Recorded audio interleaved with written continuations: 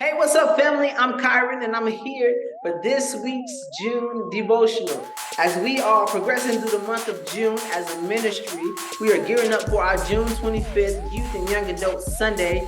And I hope that if you have a chance to, that you join us for that service, whether online or in person. I'd love for you to join us. Leave some feedback if you join us online. And if you're in person, let me know that you have come to the building on that June 25th date.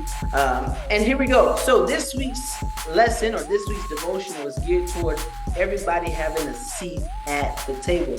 Listen, the thought comes from Luke 11, verses 37 through 43. And in this scenario, right, Jesus is invited to have dinner, basically. And he didn't wash his hands. And so everybody knows, before you sit at this table, at least in my house, in my grandma's house, and everybody else I know house, before you sit down at this table, you better wash your hands, because we don't want all them germs touching all the food, touching all the forks, and touching everybody's cup and everybody's plate. So before you sit down at this table, you need to wash your hands. And so Jesus schools him. He says, listen,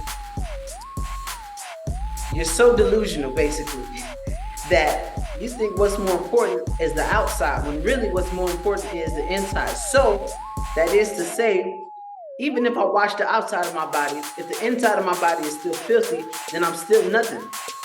That's a thought, right? And so, but with that thought, it leaves us with the thought that everybody has a seat at the table. The reason that Jesus was looked at crazy or looked at funny is because they thought the outside of his body was impure.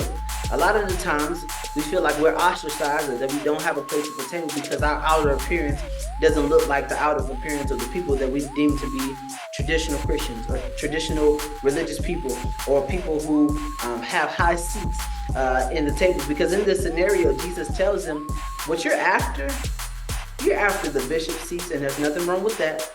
You're after the apostle seats. You're after prophet seats. And again, there's nothing wrong with that if you're called to it. But what's more important is whether or not you're feeding the hungry, whether or not you're showing love to your neighbor, whether or not you're making people feel welcome to the body of Christ. That's what's more important. And so I want to encourage you with your spiritual gifts, whatever that might be, you with your creative gifts, whatever that might be, you whatever your fivefold gift, whatever that might be, don't let your outer appearance allow you to be pushed away from the table, because everybody has a seat.